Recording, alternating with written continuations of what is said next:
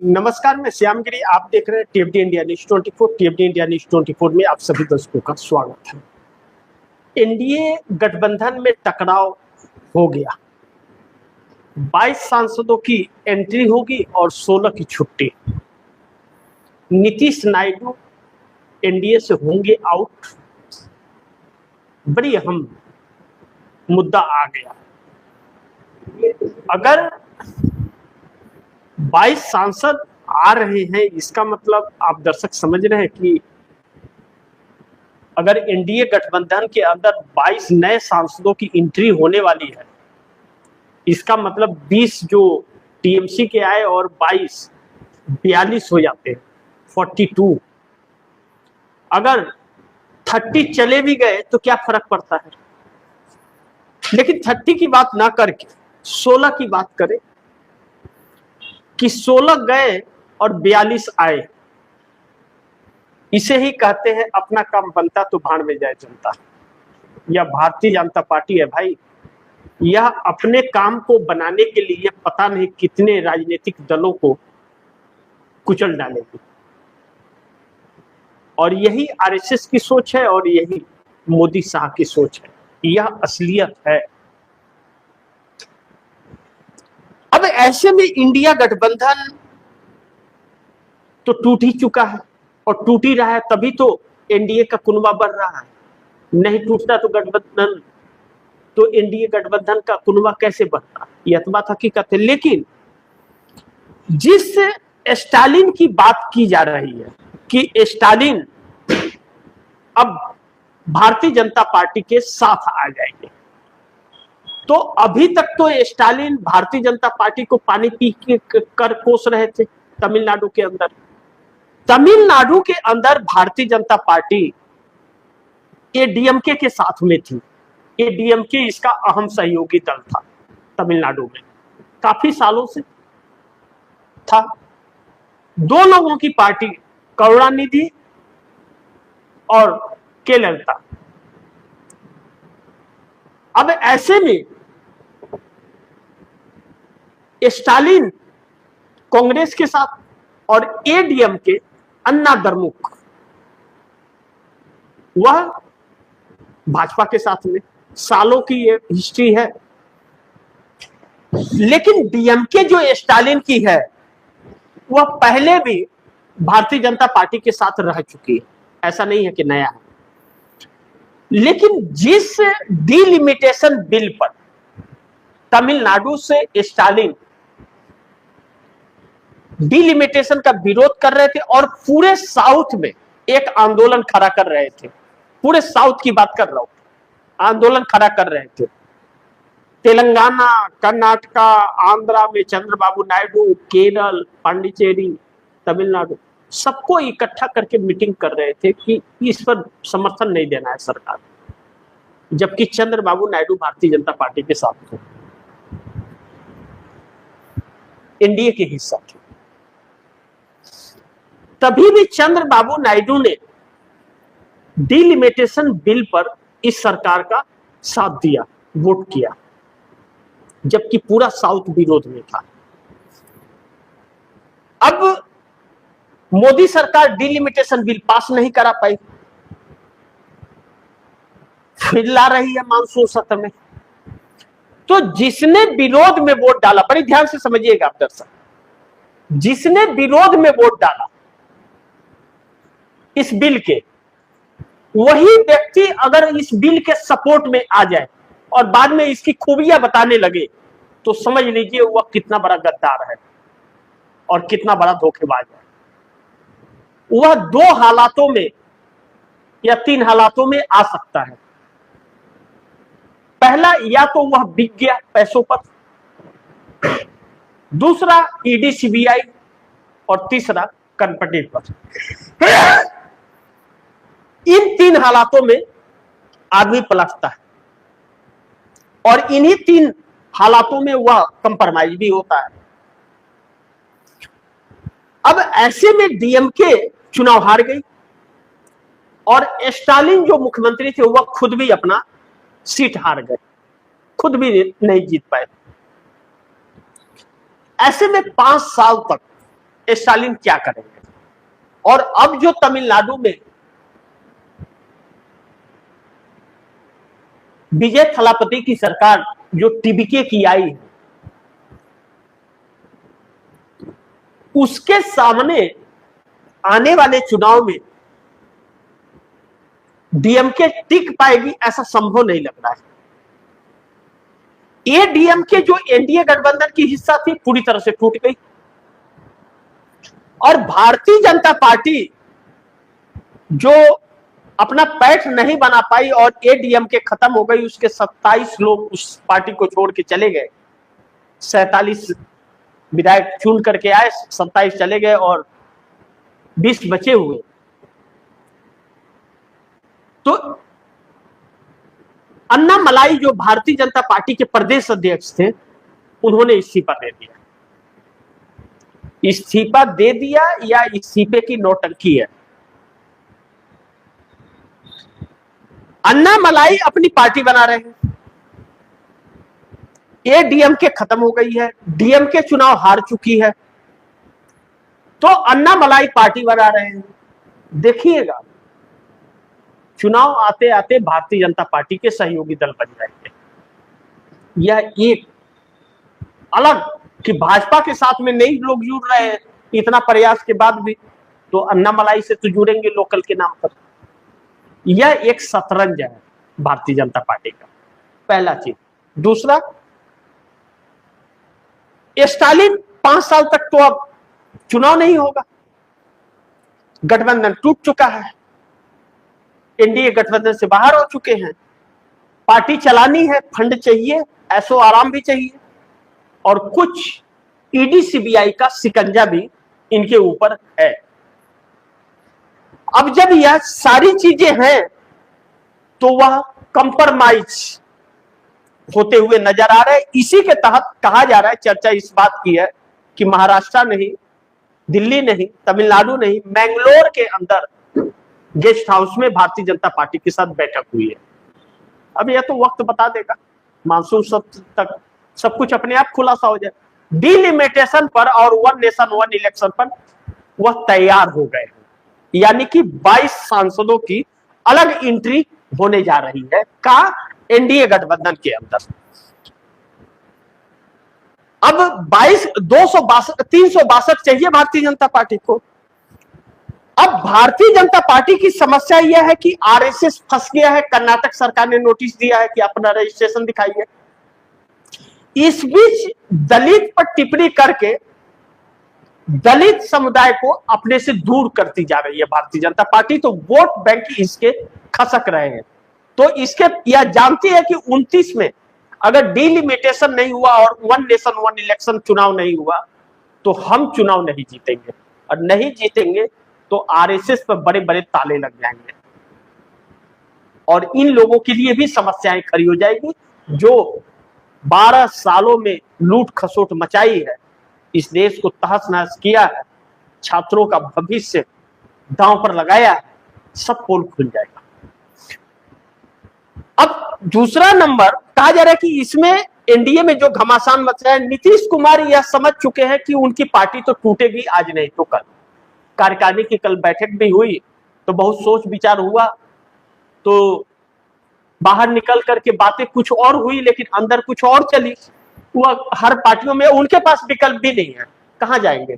तेजस्वी यादव के ऊपर भरोसा नहीं है, कांग्रेस से भी टूट गया गठबंधन। नीतीश को भरोसा नहीं है तो नीतीश को रहना मजबूरी है उनकी, बस अपनी पार्टी बचा, नहीं तो पार्टी भी टूट जाएगी।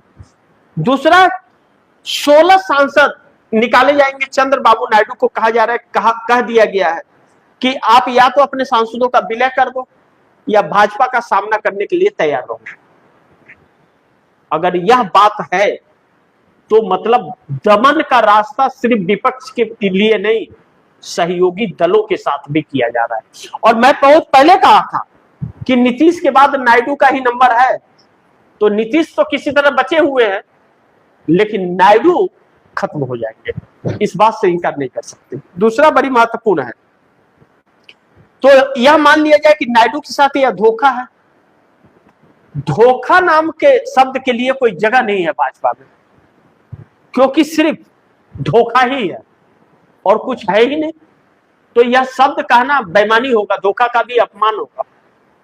धोखा क्या होता है? धोखा अगर हो जाता कर देता है आदमी तो कभी उसे पछतावा भी होता है कि हमने इसके साथ धोखा कर दिया, इसने हमारा साथ दिया।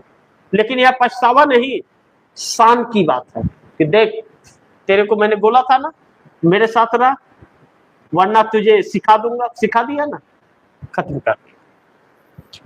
तो मौसम वैज्ञानिक जो कहे जा रहे थे वह खुद एक मौसम बन गए नायडू। अब दूसरी महत्वपूर्ण बिंदु यह है कि छोटे छोटे जो एनडीए गठबंधन के हैं इनका कोई मतलब नहीं है, या जरूरतमंद उतने रहेंगे नहीं। लेकिन चंद्रबाबू नायडू जो बार्गेनिंग कर रहे थे और 2 सालों में तकरीबन 2 लाख करोड़ से अधिक की राशि केंद्र से वह आंध्रा ले गए, उस पर अब लगाम लग जाएगा, वह नहीं मिलेगा। क्योंकि जब कह दिया गया कि अपनी पार्टी का या तो विलय कर दो या फिर सामना करने के लिए तैयार हो, तो मतलब तोड़ेंगे जरूर, इसमें कोई शक नहीं है। अब चंद्रबाबू नायडू 29 का चुनाव अकेले लड़ेंगे, यह बात कही जा रही है, और नीतीश कुमार भी अकेले लड़ेंगे, यानी कि भाजपा के साथ मिलकर के नहीं लड़ेंगे। भारतीय जनता पार्टी का कोई भी वर्चस्व आंध्रा में नहीं है, यह हर कोई जानता है। लेकिन चंद्रबाबू नायडू को सामने चुनौतियां बड़ी होंगी। कांग्रेस भी पैर पसार रही है और जगन मोहन रेड्डी भी 5 साल से विपक्ष में रहेंगे, 5 साल तक, 19 में विपक्ष में बैठ गए। ऐसे में चंद्रबाबू नायडू क्या कमबैक कर पाएंगे 5 साल बाद? 5 साल में सरकारें तो बदलती हैं, लेकिन चंद्रबाबू नायडू भारतीय जनता पार्टी के साथ आकर के ही बहुत बड़ी गलती करती है। दूसरा बड़ी महत्वपूर्ण बिंदु यह है कि स्टालिन ने इंडिया गठबंधन को एक करने के लिए कड़ी मेहनत की थी, तो वही निकल गए। तो अब इंडिया गठबंधन किसके भरोसे, और इंडिया गठबंधन में कौन? आरजेडी इंडिया गठबंधन में है नहीं, वो पहले ही धोखाधड़ी करके बाहर हो गई है, कांग्रेस ने रिश्ते तोड़ दिए। आम आदमी पार्टी गायब ही है, शरद पवार का ठिकाना ही नहीं है, उद्धव ठाकरे का कोई वजह नहीं है। अखिलेश यादव उत्तर प्रदेश की 80 लोकसभा सीटों पर प्रभावी है, और अखिलेश यादव को तोड़ने की बात बार बार की जा रही है। भारतीय जनता पार्टी पहले रिएक्शन देखती है, उसके बाद एक्शन में आती है। तो इसने एक गुब्बारा छोड़ दिया है, ओम प्रकाश राजभर से छुड़वा दिया। ओम प्रकाश राजभर कहते हैं कि 26 महाराष्ट्र छोड़िए, उत्तर प्रदेश पर ध्यान दीजिए, उत्तर प्रदेश में समाजवादी पार्टी टूट रही है, लिस्ट अमित शाह के पास पहुंच गई है। उसी समय एक तस्वीर वायरल होती है कि राम गोपाल यादव अमित शाह से मिल रहे हैं और कोई पर्ची दे रहे हैं, यह वायरल हो रहा है। उसके बाद में संजय निषाद आ जाते हैं, वो भी कैबिनेट में मंत्री है योगी सरकार में, कहते हैं कि समाजवादी पार्टी टूट रही है। और ध्यान रहे, यह दोनों समाजवादी पार्टी के गठबंधन से, इंडिया गठबंधन से उसमें गए हैं भाजपा में। इन दोनों को समाजवादी पार्टी के साथ रहने पर वोट मिला था, भाजपा के साथ वोट नहीं मिला था। लेकिन राजभर तो कितने बड़े पेंदी के लोटा है, वो तो आपको मालूम है कि बिन पेंदी वाली लोटा है। संजय निषाद का कुछ है नहीं, अमित शाह की वजह से वह मंत्री बन गए हैं। लेकिन इसके बाद एंट्री जब भारतीय जनता पार्टी के डिप्टी सीएम केशव प्रसाद मौर्य की होती है, और वह कहते हैं तोड़ना क्या है, वह खुद आने के लिए तैयार है हमारे पास में, तो हमें तोड़ने की क्या जरूरत है? 26 लोग तो संपर्क में हैं हमारे, तोड़ने की क्या जरूरत है? चुनाव हार जाएंगे तो वैसे ही वो हमारे पास आ जाएंगे। समाजवादी पार्टी 27 में चुनाव हार जाएगी तो वह आ जाएंगे, या कोई और नहीं, एक आधिकारिक व्यक्ति, डिप्टी सीएम और अमित शाह का बहुत खास केशव प्रसाद मौर्य का बयान है। अब ऐसे में एनडीए गठबंधन के अंदर भी घमासान और इंडिया में भी घमासान। और एनडीए गठबंधन से अगर 16 सांसद निकाल दिए जाते हैं, नीतीश कुमार चंद्रबाबू नायडू अपना वजूद बचाने के लिए निकल जाते हैं, तो क्या हम मान ले कि नायडू के साथ धोखा हुआ? नायडू खिलाड़ी कहे जाते थे, अब नीतीश नायडू एनडीए से दोनों आउट होंगे अगर थोड़ी भी इन लोगों के कद को हमेशा खत्म नीचा किया गया। और मोदी आरएसएस के चंगुल में फंस गए, एनजीओ बता करके आरएसएस की धज्जियां उड़वा डाली। मतलब कहते इसीलिए कहते बरबोलापन ठीक नहीं होता है। अब मोदी जी ने लाल किले से आरएसएस को एनजीओ क्या कह दिया कि कर्नाटक के होम मिनिस्टर ने नोटिस ही भेज दिया, चलो भैया एनजीओ वाले लाइसेंस लेकर के आओ। आरएसएस का वह काला चिट्ठा देश के सामने आ गया जो आज की पीढ़ी के लोग नहीं जानते थे उसकी सच्चाई, कि वह देश का कितना बड़ा दुश्मन है। इस देश, हमारे देश के झंडे को वह व्यक्ति स्वीकार नहीं किया, वह संगठन हमारे देश के संविधान को स्वीकार नहीं किया और आज भी संविधान को स्वीकार नहीं करता है, आज भी स्वीकार नहीं करता। वह आदमी देशभक्ति की पाठ अगर पढ़ा रहा है तो सोचिए आपके साथ कितना बड़ा धोखा होने जा रहा है और कितना होगा। अब ध्यान से समझिए, यह जो डिलिमिटेशन वन नेशन पर जो इतनी जद्दोजहद हो रही है और पार्टियां तोड़ी जा रही है, यह सरकार तो अगर 29 में जीत जाती तो कर लेती, लेकिन इन्हें पता है कि हम 29 नहीं जीत पाएंगे, पता है इन्हें कि नहीं जीत पाएंगे। अब यह सभी को तोड़कर, डराकर, धमकाकर, साथ ला करके यह करके तब जीतेंगे या, और तब या 880 सीटों पर चुनाव होगा, 543 की जगह 880 सीटों पर चुनाव होगा और 880 में 600 कम से कम भारतीय जनता पार्टी लेके आएगी। उस दिन ऐलान होगा कि संविधान बदला जा रहा है और हिंदू राष्ट्र घोषित किया जा रहा है। और जिस दिन ऐसा हुआ इस देश के भाग फूट जाएंगे और दलित, आदिवासी, एससी, एसटी सब के हक मार दिए जाएंगे माइनॉरिटी के। और ठाकुर ब्राह्मण भी बहुत खुश ना हो कि बड़ी मजे में आ जाएंगे, यह किसी के सगे नहीं है। जिसके ऐसे चरित्र होते हैं वह स्वयं के राजा होते हैं, दूसरों को वहां तक नहीं आने देते हैं। और इन लोगों के हिस्ट्री में है कि गुरुकुल होगा और उसमें जो पढ़ेगा वही चुनाव लड़ पाएगा और वैसे ही लोगों को वोट डालने का अधिकार होगा, बाकियों का नहीं। एसआईआर इसी का एक तस्वीर है। इस लपेटे में ठाकुर और ब्राह्मण भी आएंगे, यह न सोचे कि वह नहीं आएंगे।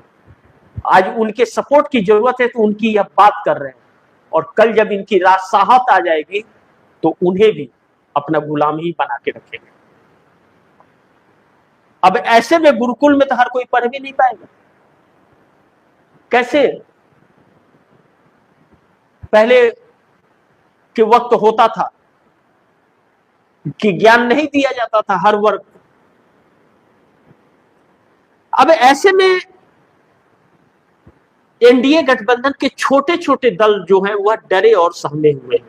उनकी हैसियत ही क्या है, दो एक ऐसे हैं, वह भी उनका खत्म हो जाएगा तो कोई केस में फंस जाएंगे तो बेचारे पार्टी चलाना छोड़ो, उनकी राजनीति पूरी खत्म हो जाएगी तो वह कंप्रोमाइज, उन्हें कोई फर्क नहीं पड़ता, चलो अपना काम मतलब बाहर नहीं जाएगा।